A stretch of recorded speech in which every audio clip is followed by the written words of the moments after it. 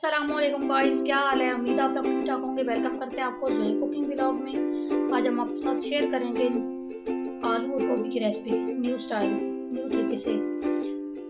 ये हमने कढ़ाई चढ़ा ली है, इसमें डाले हैं घी डाला है और एक बड़े साइज का प्याज को ब्राउन करके रख लिया है।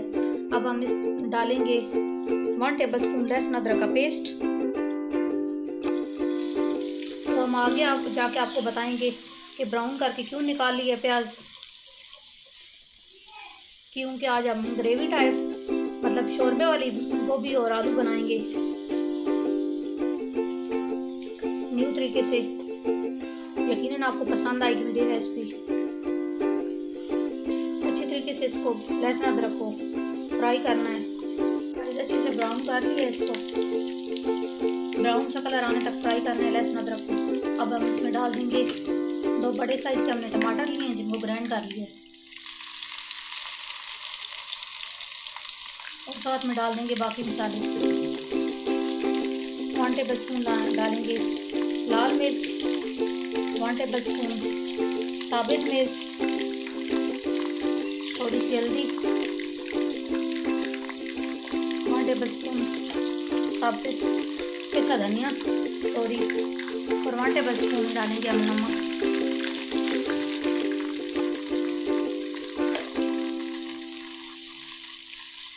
और मसाले को अच्छी तरीके से भून लेंगे।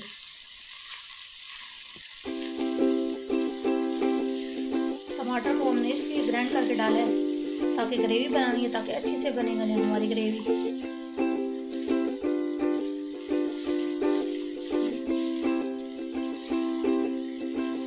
इसे अच्छे से भून लेंगे।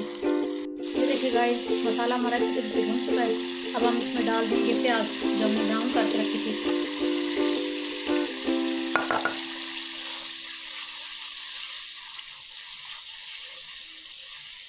अच्छे से मिक्स करेंगे और मज़ीद इसको भून लेंगे 5 मिनट।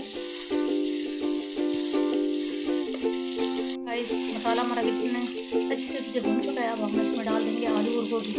आलू हमने लिए 1/2 kg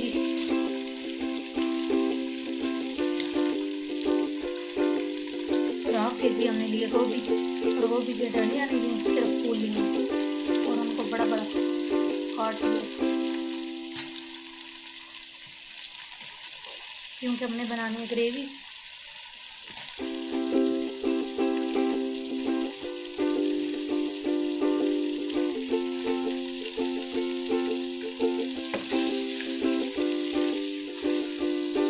तकरीबन 5 मिनट भून लेंगे।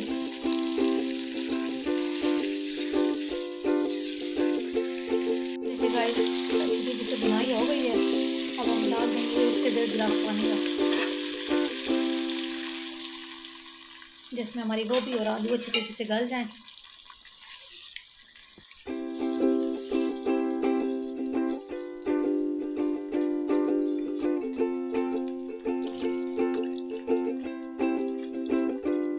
अब लगा देंगे ढक्कन पर 5 मिनट के लिए।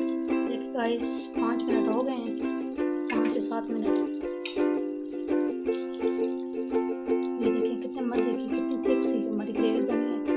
और ये देखिए आलू कितने अच्छे तरीके से गल चुके हैं और गोभी भी। अभी हम इसमें डाल देंगे भुना कुटा गरम मसाला।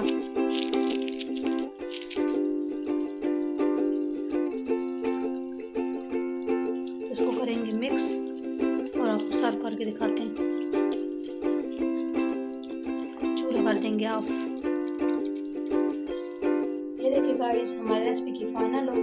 यकीनन आपको मेरी रेसिपी पसंद आएगी। अगर पसंद आए तो कमेंट में ज़रूर बताना। मेरी वीडियो को लाइक करना, शेयर करना और मेरे चैनल को ज़रूर सब्सक्राइब करना। जहाँ भी रहें खुश रहें, आबाद रहें। मुझे भी दुआ में याद रखना। अल्लाह हाफिज़।